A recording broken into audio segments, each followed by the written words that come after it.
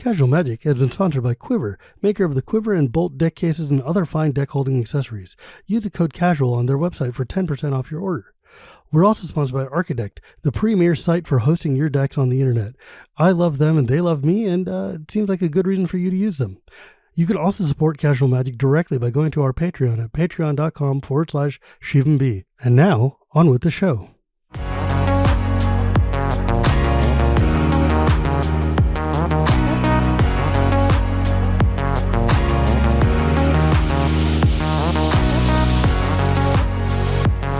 Hello and welcome to Casual Magic, the show where we talk about the fun side of Magic the Gathering. My name is Shivam, Bhatt, and Casual Magic is brought to you by Architect and Quiver and my patrons at patreon.com/ShivamB. I notice that every time I start this show, I go straight into YouTuber voice, which is really weird, but old habits die hard. Today I'm really excited because I have pastry time, and I, as a baker, I'm a big fan of both pastries and time, but like you're here because I started watching your videos on your Hungry on Plane channel without knowing who you were at all. Just like, oh, these random, like cool, like deep dives into professional Magic have started showing up. And then I was just asking around to folks like, who should I have on the show? And someone was like, hey, you should talk to Medic to see if his buddy Pastrytime will go on. I'm like, who the hell is that? And then I'm like, oh, the dude who makes all the videos I watch. Yes, I would love to have you. So, hey, buddy, thank you so much for joining me today. Thank you for having me. That's so funny. That was very intentional. I will say I didn't want to connect my like existing following to my channel, mostly because when I started as a YouTuber, I like didn't know what I was doing. And I felt like I didn't want to like ruin any testing I maybe did, because I had a bunch to learn about the platform and how the algorithm works. So it was intentional to divorce my like league following from the YouTube channel, but that seems so counterintuitive, right? Like, yeah, given the nature of like when we're doing content and stuff, and if you've got a following of any size, and generally when you start a new venture, you want to bring all those people with you just because you're like, please don't make me start this from scratch. But okay, so before I jump ahead too far, you were a League of Legends commentator, like Medic was, and you still kind of work in the League space doing more content production, I guess, right? Yeah, so I was a play-by-play shoutcaster for a long time. I've actually worked with Medic at a number of international events quite a few times. I love Medic. He's a great dude. Just wonderful, man. He was so much fun to talk to. Yeah, an absolute joy of a human. And I still work on the same product. So I've been in North America for 9 years now, I think, working on North American Professional League of Legends. And where are you from originally? From Australia originally. So I'm from Sydney, Australia. I did commentate in that region as well. So I was known for doing a lot of local stuff in Australia, then Oceania, and then Asia was the big one because it's the obvious time zone and there wasn't really much English coverage when I started. So I started covering Chinese and Korean tournaments in the region, and then eventually the official Chinese professional league where a lot of very talented players and very big names play. And from there, I got noticed by Riot North America, who needed more shoutcasters, applied for the job and luckily got it, and then eventually sorted it out and came over to commentate in North America. And now I work on the LTA North, so what's formerly the LCS, now the League of the Americas North, so the North American Professional League. And I make stuff that goes on YouTube channels, actually, for the most part. Broadcasting YouTube channels, that's my specialty. Fair. But that's for a league and for that league, whereas the stuff I make for myself is obviously more for myself. Yeah, I mean, that's fair and reasonable, and that makes sense as to why you would want to separate your professional life from your hobbyist life, because the fact that like now when you're working and making stuff under the company auspice, that's different than when you're just like making videos for yourself. But like that's wild because like having to commentate in China and Japan, Korea, and Asian markets without speaking the language or knowing what's going on. I'm sure it's easy for you because you're looking into like all the heroes are the same heroes anywhere, so you can just figure out how the game is going. But you can't really talk to the players. Like must be a little challenge. Yeah, it's whatever our producer kind of like leaked for us. Like in a lot of cases for the smaller teams, so like whatever we got told or we could find on the internet.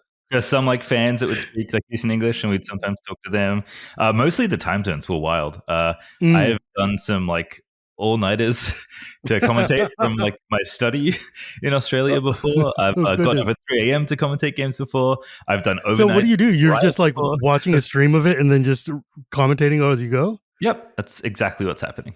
I mean, I guess with a digital game that makes sense. It's like I've seen it a lot now with Magic, with paper tournaments and stuff. They'll be broadcasting the feed, and then the commentators are at home in Canada or Germany or wherever they are, and then they're just like commentating because someone figured out like, hey, guess what? You don't actually have to be here to do because it's just a card game, and you could see it on the screen the same as anybody else. And if we put a 5-minute delay between the commentary and you, the audience, you'll never know the difference unless you're actually on like site and going like, this game is over. Why is it still on my phone?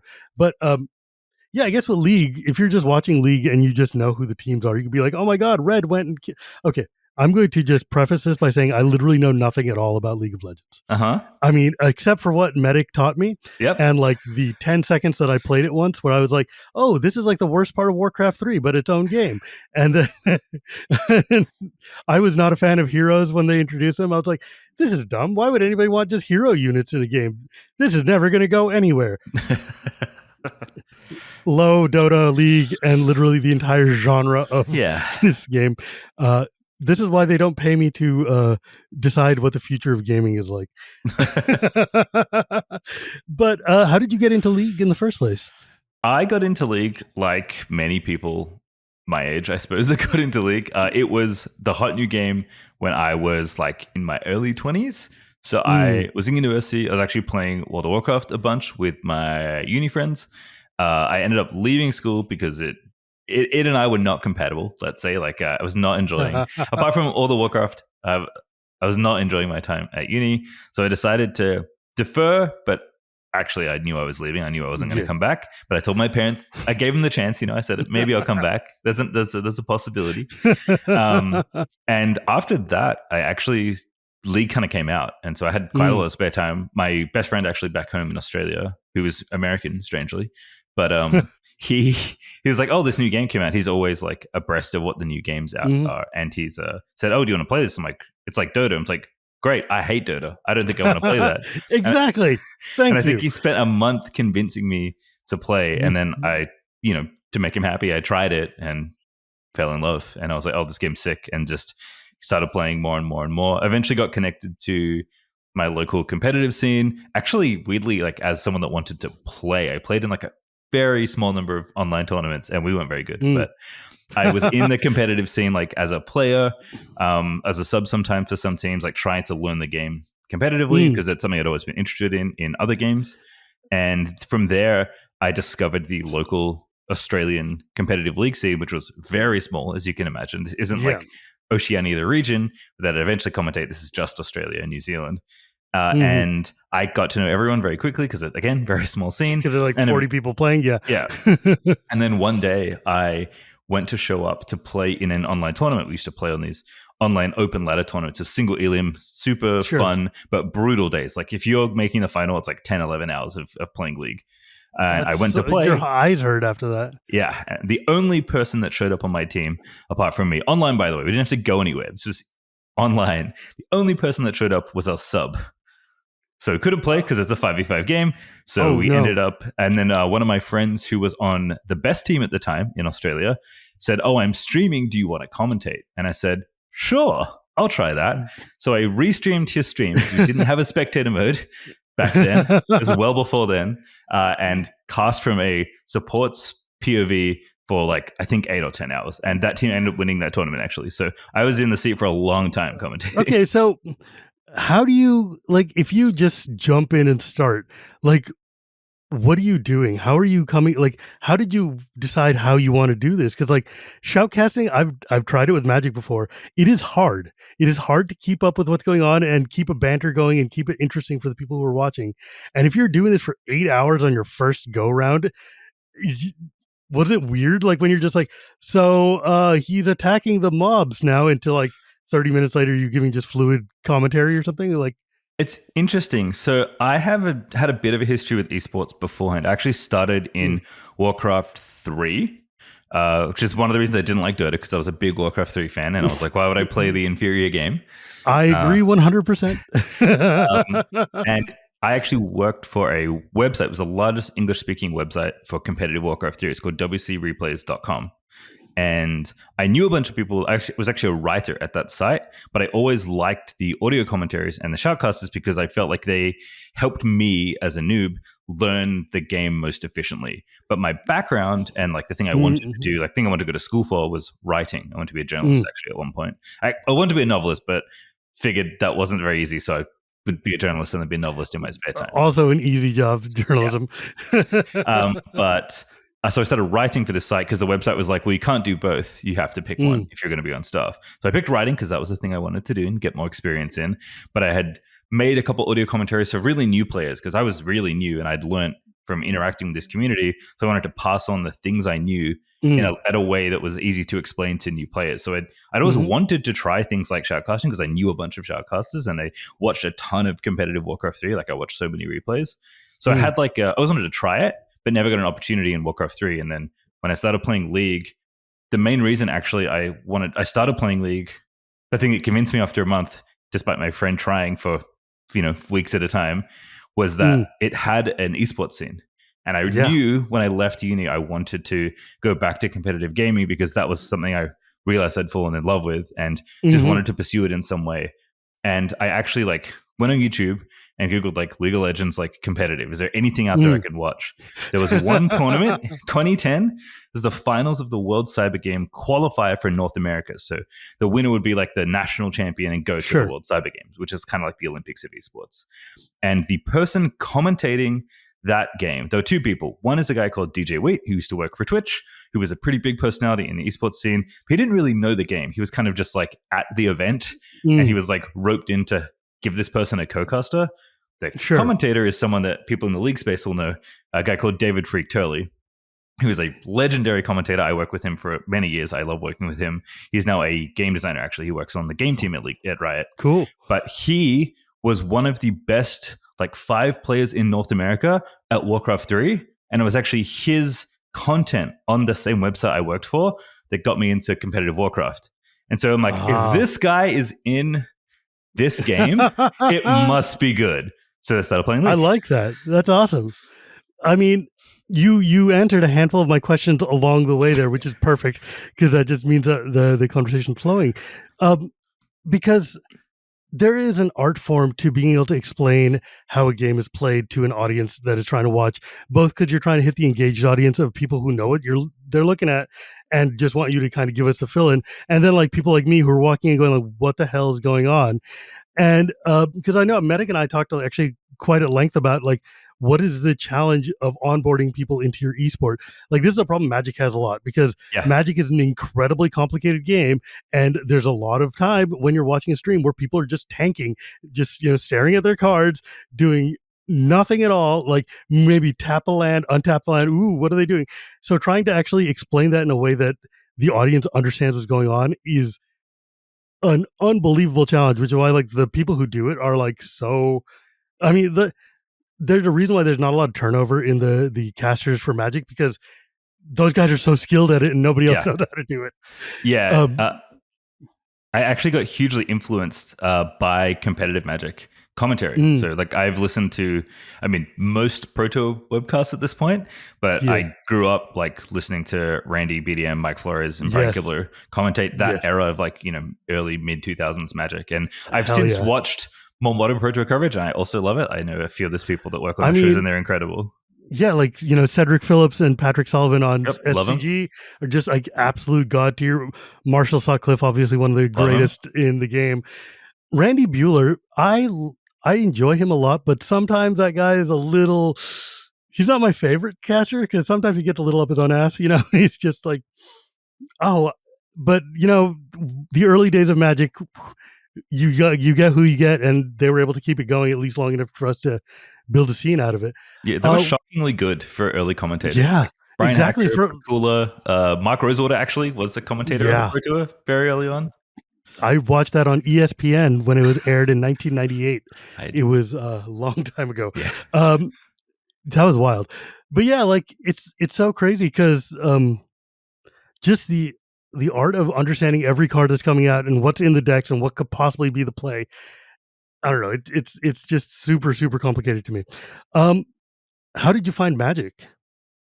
So Magic, it's funny. This is always funny to me, and it's thinking about like your first question of like, oh, why didn't you bring your audience over? And I'm like, well, part of it was like me wanting to, have good like experiments on YouTube because it was a new platform for me. But the other part was maybe a little bit of like, oh, I don't want to like put that to my league audience because not even that, but like, I don't want to like bring my league audience something I don't think they'll like. But the funny thing is, the only other thing I have talked about like really on my online is Magic. Like I remember someone did a bunch of fan art for all the talent that worked at the LCS at the time when I was there, and they drew everyone. It was incredible. And they drew me with a Planeswalker pin because they knew I was a Magic fan. And like, so it's a known thing. And I tell people like most people know me for League, but the only game, and I've played League for like since 2010.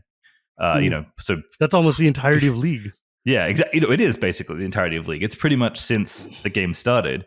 The only thing I have done longer than play League of Legends is play Magic. So I discovered Magic when I was 10. So 1999 would have been then.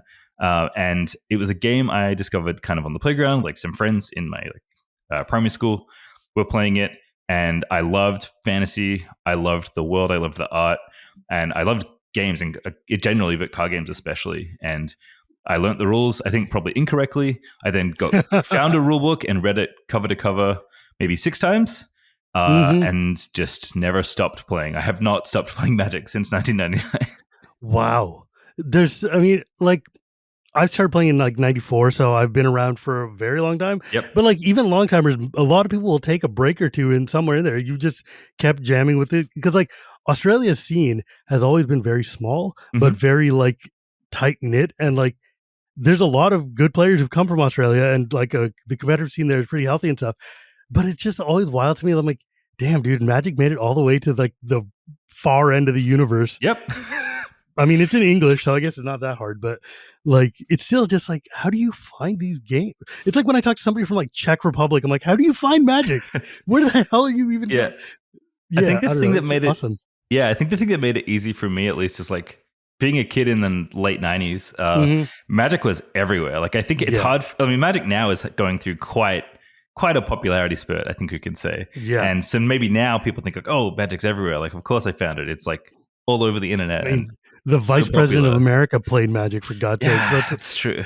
Real embarrassing, but it's also, hey, dude.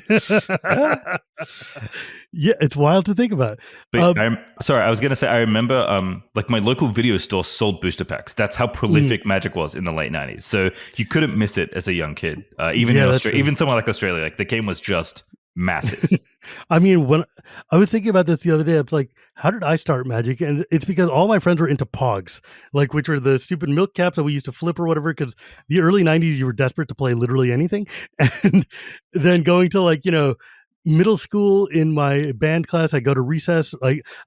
During recess into band class, I go to band a little early, and I hear my friend say, I throw a fireball at your dragon. And I'm a D&D player, and I'm like, oh, I know what fireballs and dragons are. I need to know what's going on.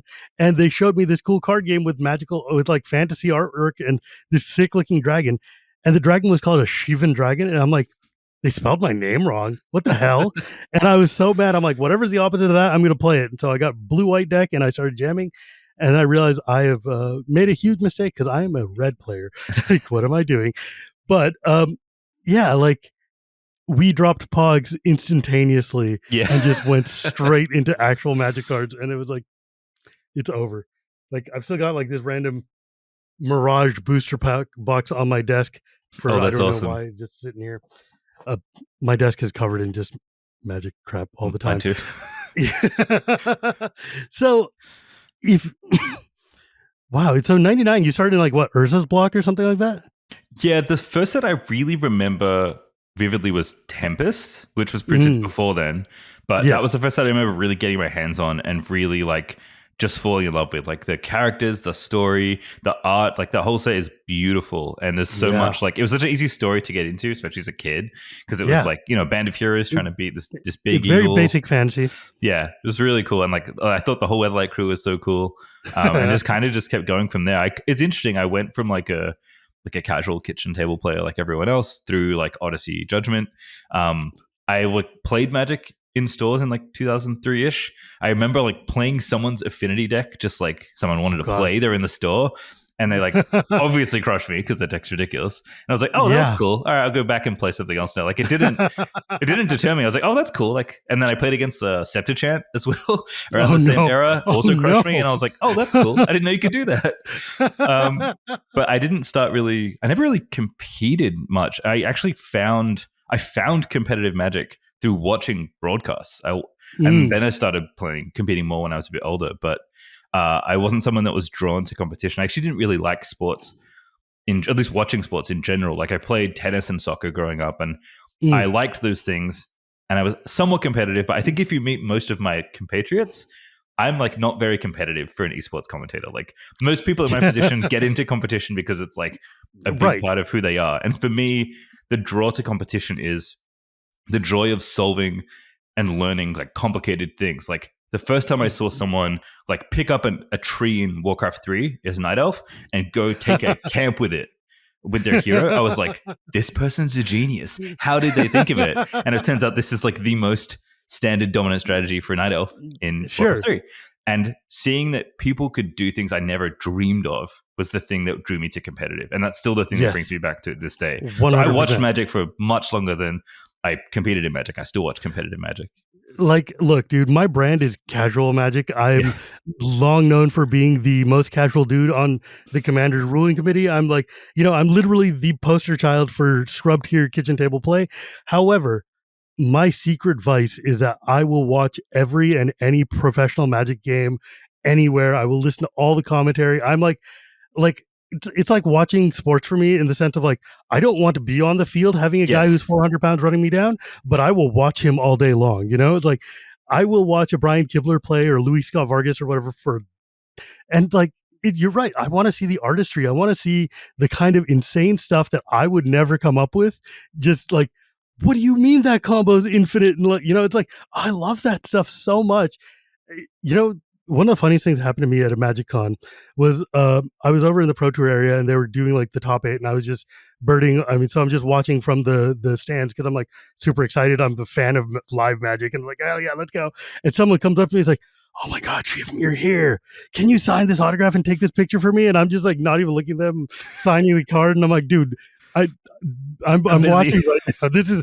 I'm being fan time. Like, yeah. That's so fun. It's so funny. It's just, it's wild because like people know me in the casual world. Nobody knows me in the tournament world, and I can just be a normal fanboy and it's fine. Yeah, love that. Yeah, dude. But yeah, so then your channel. So why did you decide to start a YouTube channel, if you've already got all this work with LCS stuff going on? So the reason this happened actually is that my like work situation kind of changed like year over year for a little bit. So I was a full-time commentator.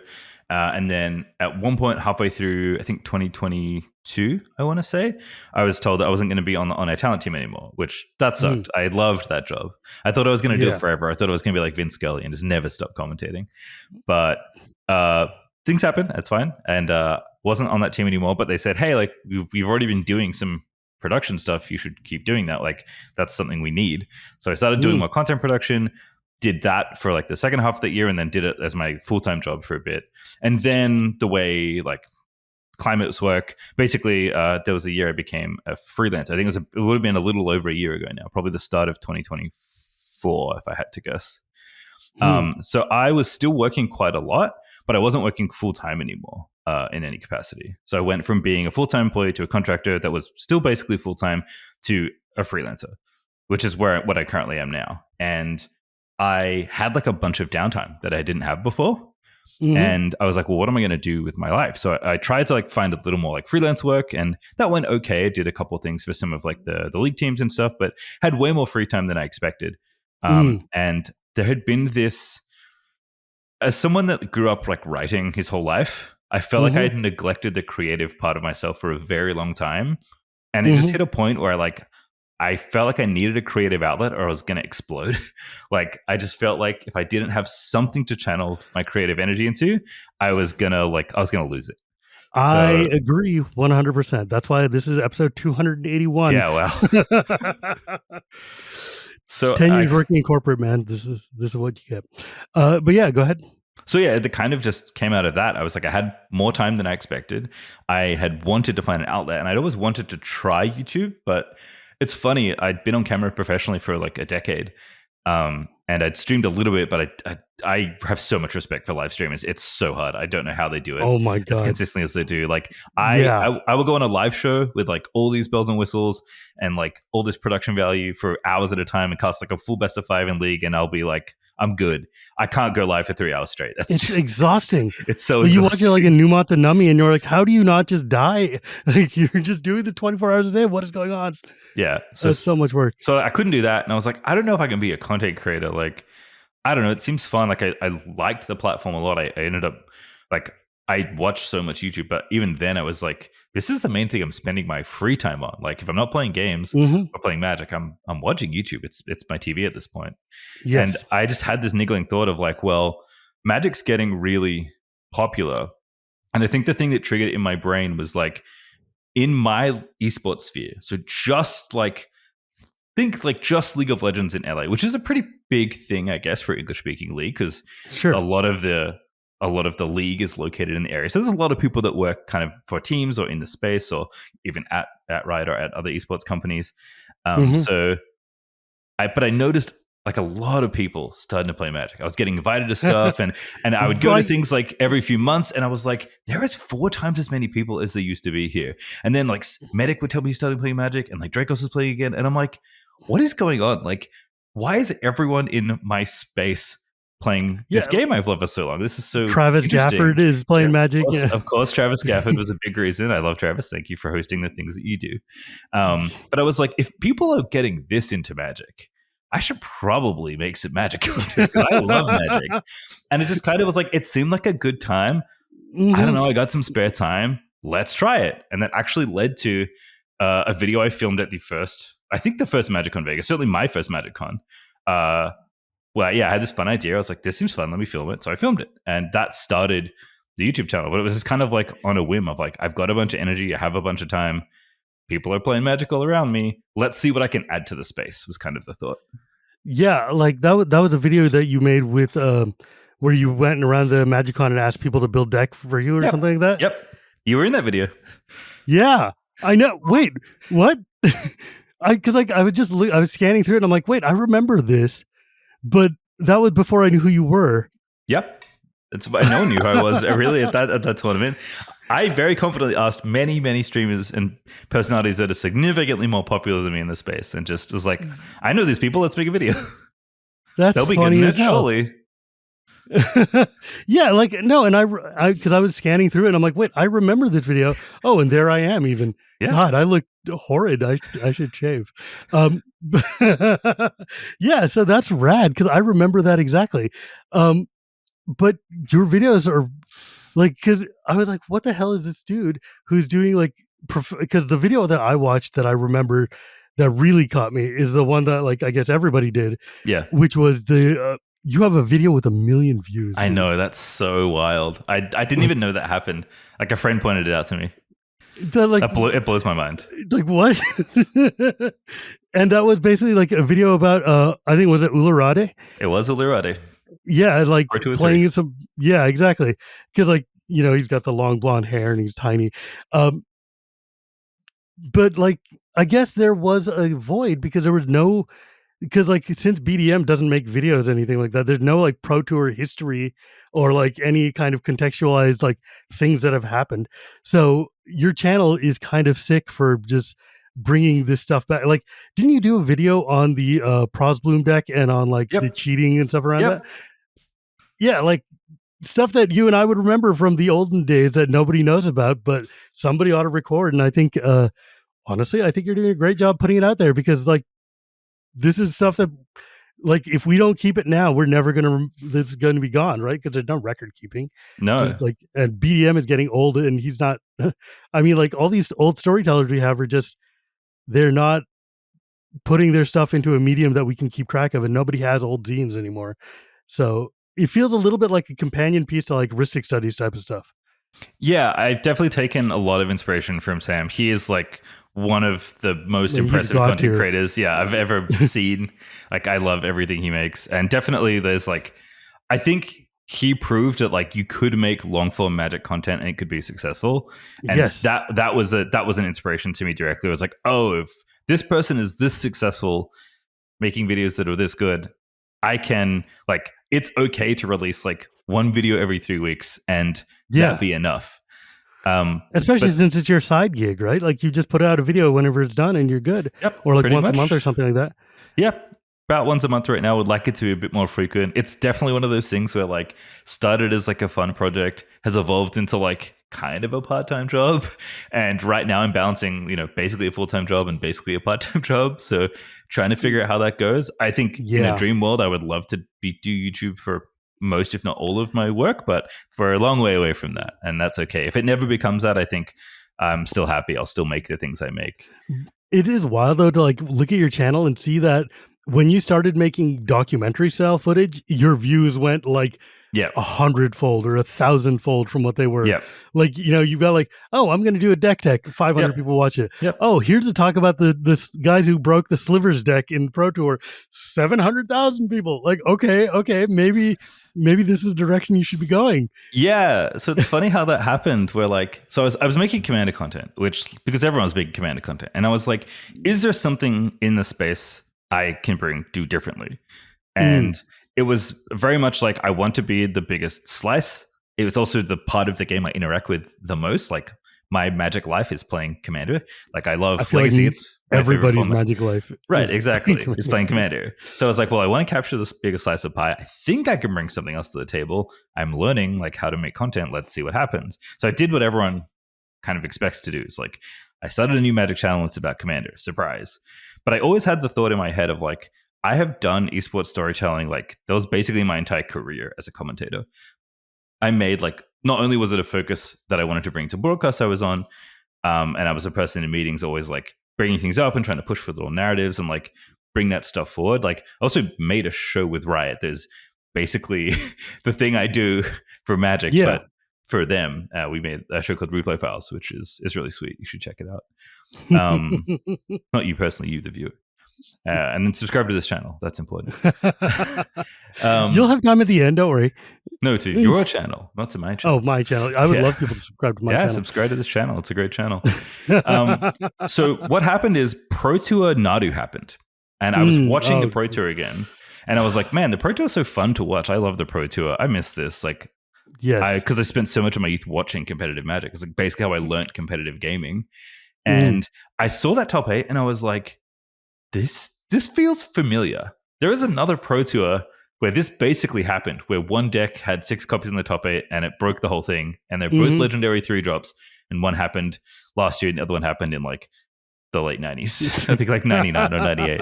And I was like, oh, I should make a video like comparing Nadu to Pro Tour Rebels. Because Lin City is arguably even sillier than Nadu was in that era. They changed the rules of Magic because of that card, let alone just banning. It's like, no, Legends just don't work this way anymore. This is not okay. No, it was not okay. Busted card. Yeah, completely broken Magic card. That Rebels deck is still good. Yep. It's still really, really gross. Yeah, though, that's a great idea to... Yeah, I think that's a very clever conceit. And I like it because it both gives people a hook right now and also archives a really cool moment in Magic history. And like, because like, I don't think people understand how dominant that Rebels deck was. Like, it was ridiculous. God, I love that set. I love that. The mask block is terrible, but it's also but I love it. But I love it. And as a Commander player, there's so many just hidden gems in there that are just like if you haven't played, guys, if you haven't played Mercadia's Downfall, trust me, you will win infinite games with that. And you have no idea.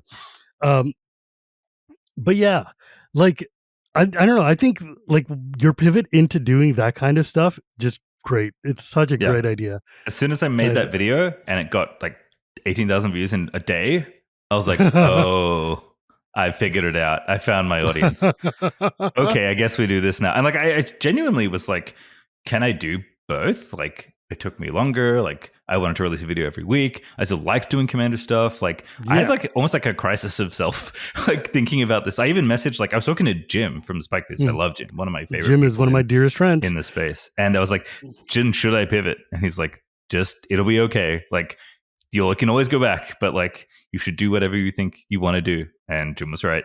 So I tripled down on making the historic Magic content, and I haven't looked back since. Well, yeah, because I mean, like, and real talk, this is just from like having been in the Commander space for so long and just looking at what my colleagues are doing. There is so much Commander content that there's not nearly enough time for anybody who wants to can find a deck tech on literally every Commander in the world. And you can't, though, if you're looking for just something you want to sit and chill with and just like, enjoy the history or like the game around the game. That content is far lacking because it takes way more work to do, right? There's more research, there's more putting together, there's more like sourcing. I mean, we've all seen how long it takes Ristic Studies to make a video, but even that, or like, Spice 8 Rack or whatever. But, well, that's because Spice is writing theses when he's doing his videos. Here's a 14-hour dialogue on Marxism through the lens of Spike, Spike Drone or whatever the hell's going on. But I think you found an audience that is hungry for this stuff. And obviously by the fact that like you put a video out yesterday that has more videos than my views than my entire channel does, right? Like, and with respect, it's because I know that doing interview podcasts is not it. The one thing I've learned about this show after doing 280 episodes, because I talked to Marshall Sutcliffe, I called him up and I was like, hey man, I want some advice just because I think I'm plateauing. He's like, look, you're doing a show that's an hour-long conversation with somebody. People are going to listen to it if they know that somebody or if they're interested in the topic that somebody's talking about, or they won't. And like your audience is limited to who's playing Magic and who cares about listening to Magic and who has an hour of time to do that. And I was like, yeah, that's true. And I've kind of like hit my like watermark of where the show can go. But it's awesome because they're dedicated fans who come and listen. But I also know that I'm not going to get a video that's got like 150,000 views on it.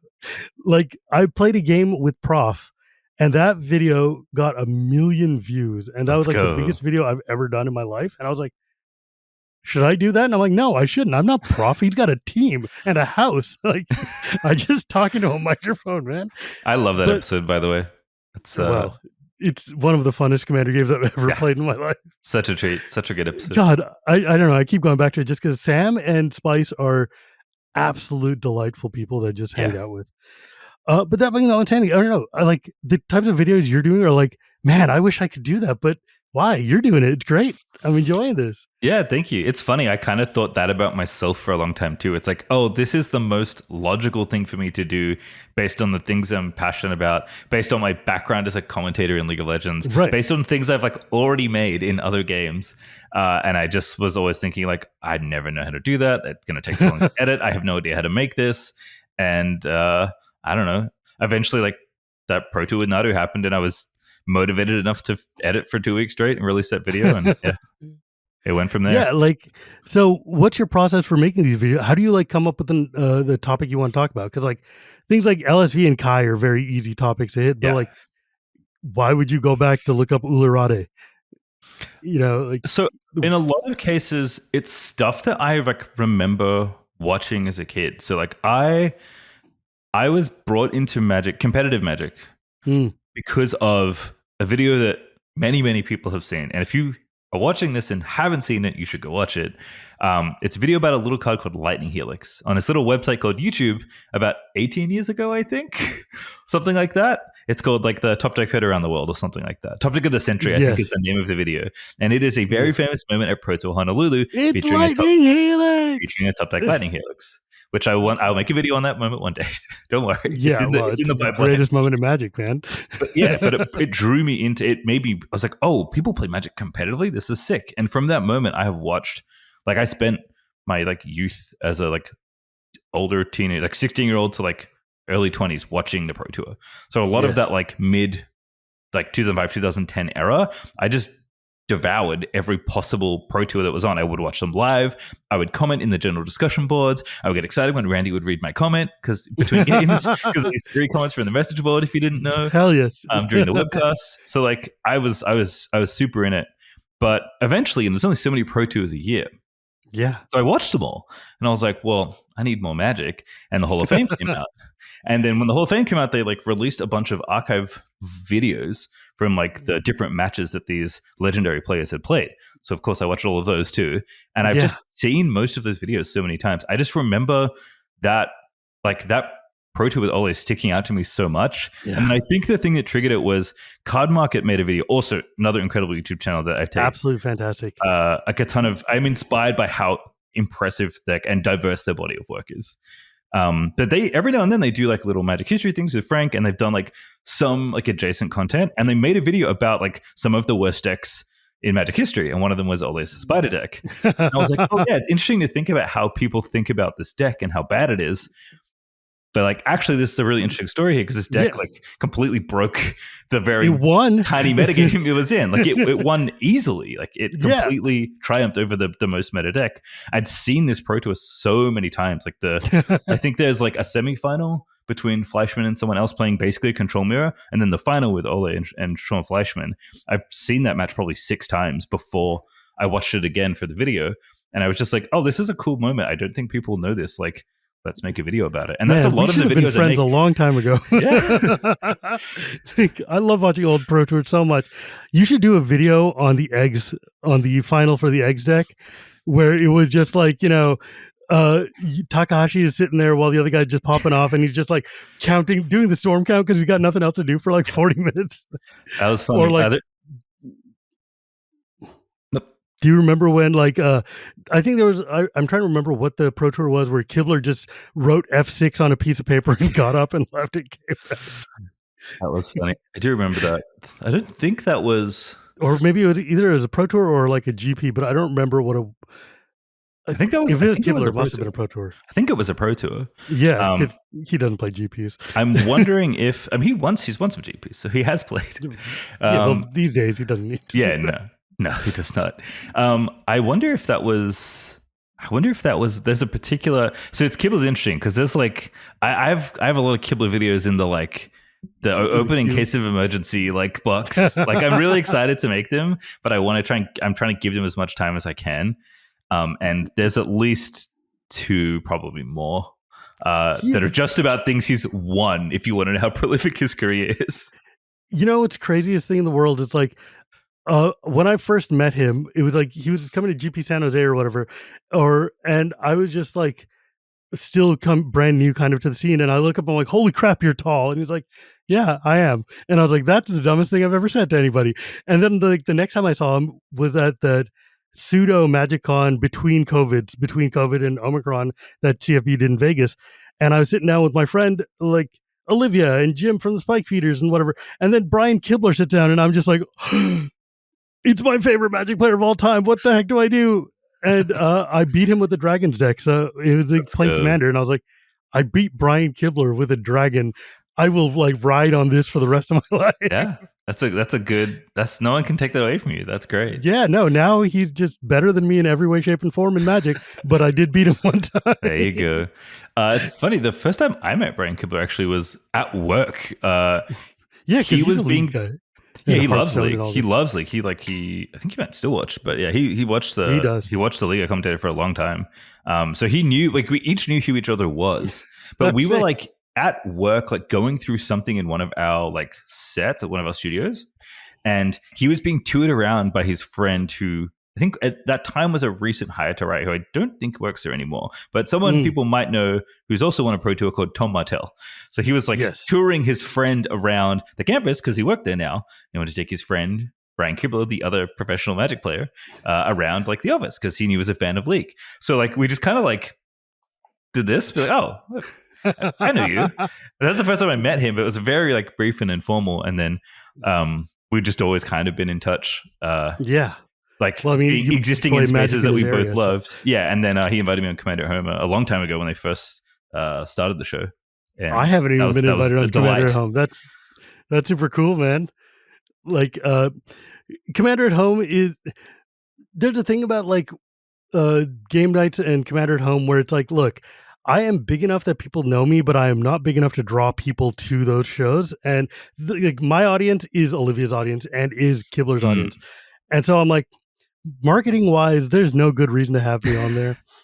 I understand that from a business perspective. I'm just like, oh man, that would be sick. But it's always fun to. I mean, that's so cool. Who's your commander? Like in general, since you say that this is such a big part of your life. In general, so it's funny. I'm actually going through like kind of a crisis right now. I'm taking decks apart because I'm a prolific brewer. There was at one point last year where I think I had 18 commander decks. Oh, isn't that physically in boxes, and so I've just started like taking them apart because I don't have time to play with them all. And I was like, this is silly. Like, I still want to keep brewing decks, but I try and like separate the things I'm physically building versus like the ideas I'm like putting out on the internet and like writing sketches down for.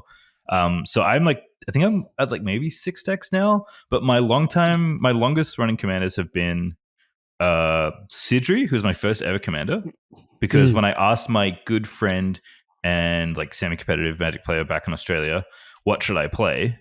She was like, you should play Esper. That's like your colors through and through. I'm like, yeah, that's kind of a good point. So I found a cool Esper commander because it was like had just been released, I think, like a year before I started playing Commander, because I played Magic for a long time. But I started playing Commander when did you find Commander? When I moved to LA, there was I wanted to find the people that played Magic, and Riot, as you probably suspect, had a ton of gamers, and many of them are Magic players. So I got invited to a few drafts because that was popular in the esports crowd, and that was fun. But I'm not like the biggest. I'm not a good limited player, and I don't mind it, but like it's never the thing I loved. I always loved constructed more, but I didn't have time to go to tournaments. I actually moved here with like my legacy decks, intending to play in the local Southern California legacy scene, and I just never found time to go to a tournament because they're often on weekends and I work weekends. So like, unfortunately, that didn't work out. But I wanted to play some constructed Magic, and I knew people at work had a Commander night where they regularly played at work.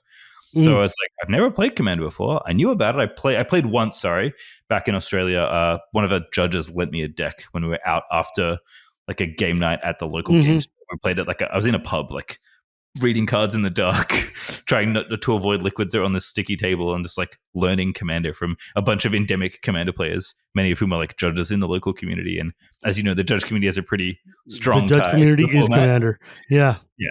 So I played one game and I was like, that seems fun. And I'd seen people play it, but I first built my first deck and got into it like 2016, 2017 when I first moved here. So yeah, Sidri was my first commander.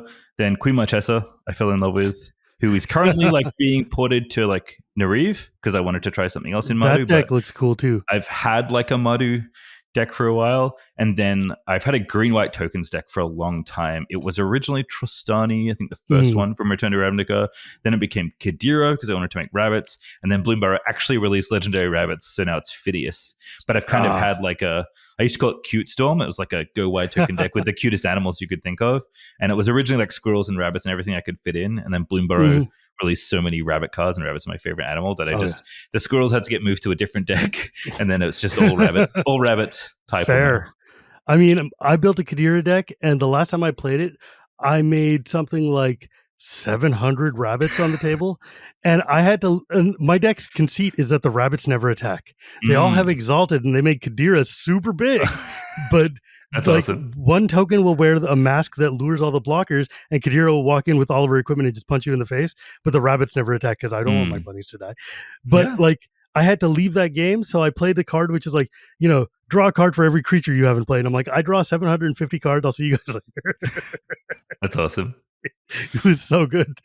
I definitely ran out of dice for that one.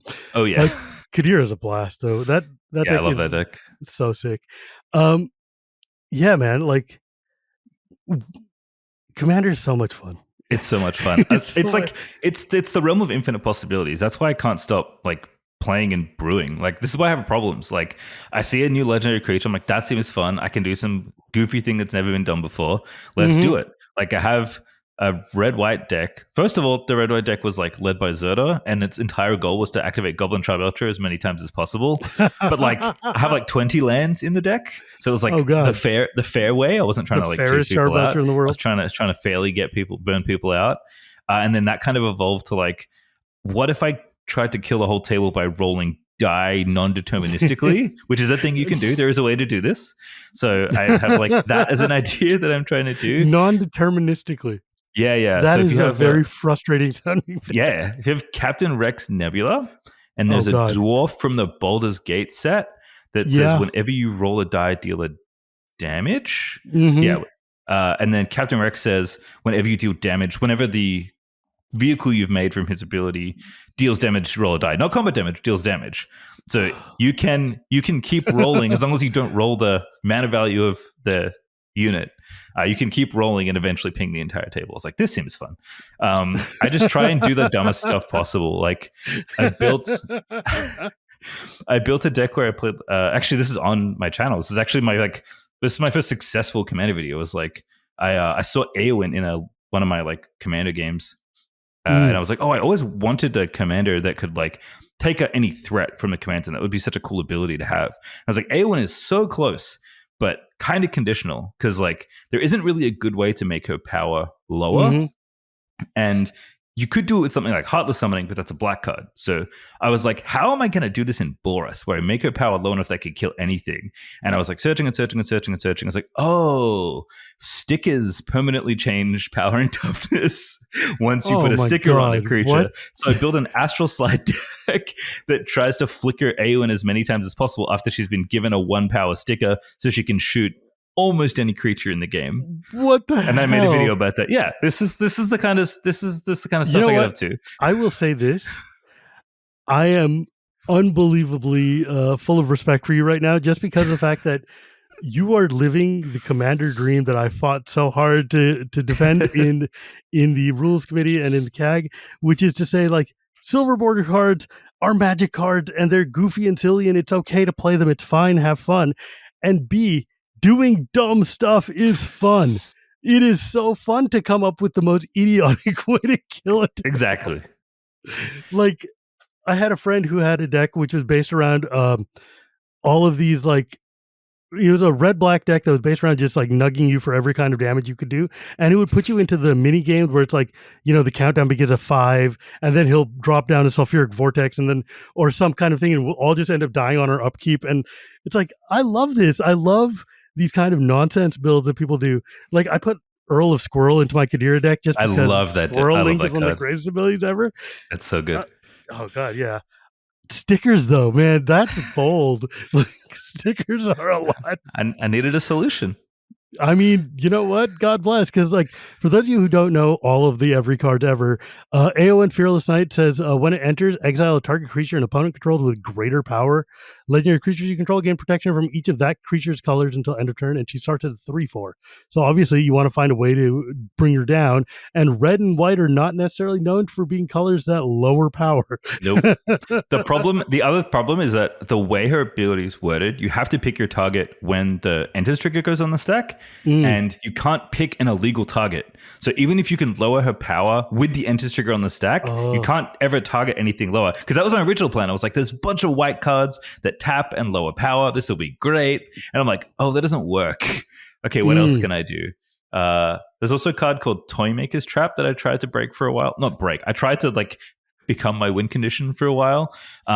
For context, there's a game called Netrunner that I think a lot of Magic players know because Richard Garfield also designed it. And then it was bought by a different company and now it's back and Wizards owns the IP, but like no one makes the game currently. Anyway, long story short, there's a sub game in Netrunner called Psy Games where you bet an amount of resources when the event happens and you can bet 0, 1, or 2.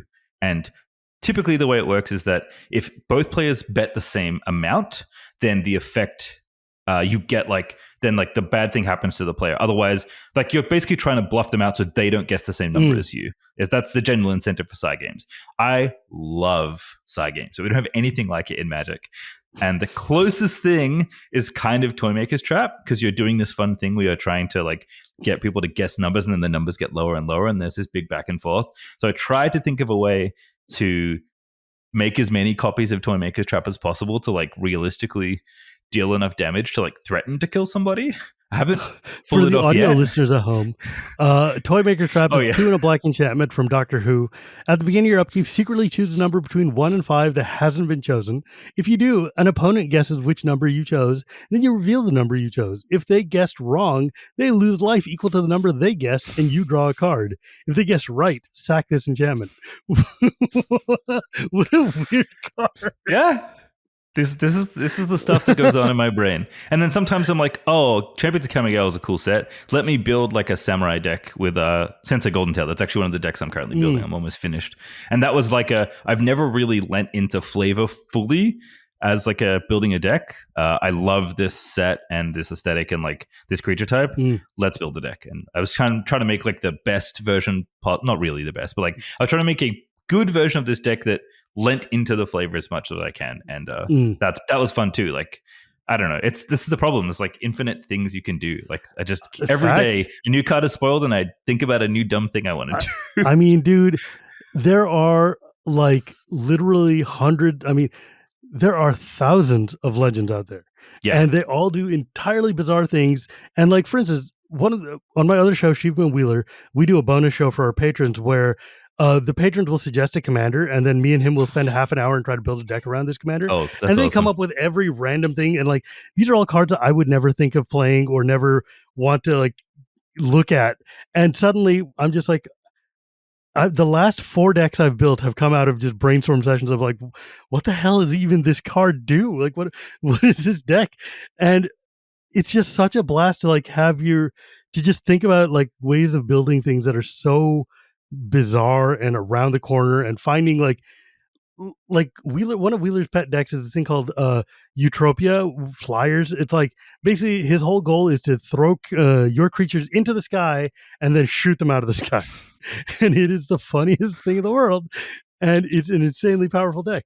I don't know, I think the people kind of get stuck in the boxes and in the ruts a lot about like when it comes to developing commander decks. And it's so much fun when you're actually just like, what if I use a super bizarre way to win a game?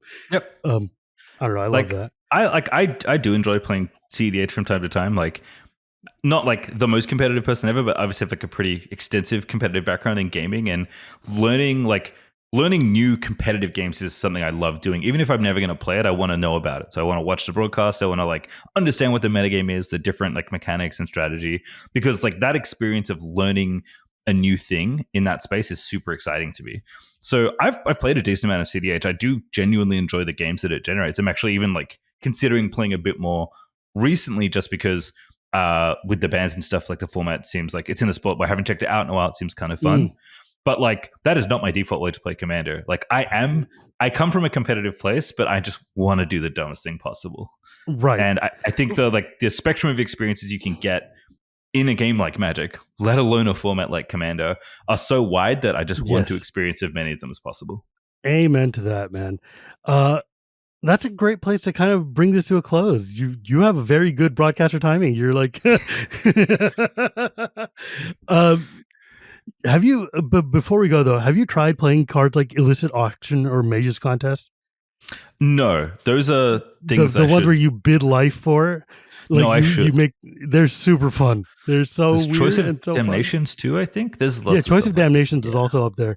But like, Illicit Auction is like, choose target creature. Each player may bid life for control of it. You begin the bidding in 0, and then you go around, and whoever's the high bidder loses life and gets control of that creature. Oh, that seems like, awesome. Mage's Contest is like the same kind of vibe, but the highest bidder loses life equal to high bid, and it's basically a counterspell. It's like, a spell controller plays a card, like somebody casts a spell and you're like, I'm going to counter that with red. And so you basically end up bidding, and it's like, how badly do you want that spell? It's like, how much life are you willing to pay for it? It leads to some very goofy moments where people get really attached to playing spells. Yeah, that's awesome. I should look at those. I'm the kind of person that gets actively excited when Wheel of Misfortune goes on the stack. Oh, so God, that game is a mini game that's a mind blower. Love that card. Once you can read it, it's a lot of fun. Yeah. But okay, if folks wanted to find you, your videos, your content, whatever, where could they go? I'm most active on Twitter and Blue Sky. You can find me there in Pastrytime on both of those platforms. If you want to check out my Magic YouTube channel, you can do so. It's at Hungry on Plane on YouTube. I'd love to see you there, and hopefully you enjoy the videos. Otherwise, I'm like kind of always around. It's relatively easy to find me on the internet, Discord every now and then, and yeah. Places like Blue Sky are a good place to find me, or just honestly send me a comment in one of my YouTube videos. I'll almost assuredly read it. Cool. Thank you so much for joining me today, man. This has been a delightful conversation, and I really do enjoy your videos a lot. So thank you. That means a lot. Great. Yeah, I'm sad this is only an hour. I'll say that much. This is so joyful that I wish it was longer, but I understand you have bedtime to get to. Yeah, it's like, I have to edit these, so it's if they go longer, it's on me. But I do appreciate it, and I think I don't know. It just I am the exact target audience for like Magic history videos. So seeing a new face doing these things, it just makes me really happy. Which is why I'm saying, I'm like, dude, the eggs video. I'm telling you, that deck was super weird and super fun. Goldfish made a video on that. That was pretty good, but I've definitely considered like doing my version of it as well. The one thing I will say, by the way, is when I started making videos, I thought people like you would be my target audience. Oh, sorry, they are my target audience. I thought they'd be my primary audience, and I love like having the old heads come out and like talk about that stuff because like I'm making the stuff that like we all love. That's the point. Yeah. But the thing that I've been most pleasantly surprised by is the people that watch my videos who are new players and tell me, "Oh, I watched your video. It was so cool. I didn't know about that." And for some reason, when I started, I didn't think that would happen. But that is my favorite thing about making the videos I make is teaching players that were never around, that started playing Magic 5-10 years ago, that have no idea anything happened, that something cool happened in Magic that they didn't know about. And that's so cool to me. That's my favorite thing about the channel. I mean, that's why making a video about things like the Prosbloom deck is so important, because like that deck is epochal. That deck changed Magic, and yet people today would have no idea. And I'm like, I wish there was I don't know. It's just good for like understanding why we say some things, why cards are this way and that way. But I'm glad you're out there. I'm glad you're returning, and I look forward to seeing more videos from you. Thank you. But in the meantime, if you guys want to find me, you can find me on Blue Sky at Shivam Bhatt. You can find me, you can find this podcast anywhere podcasts are sold or on YouTube every Tuesday, thanks to my editor, Dan. You can also hear me on Shivam and Wheeler of Love Magic or on the Chronicles Dragonlance podcast. And remember, my friends, it's not magic without the gathering, and we'll see you next time.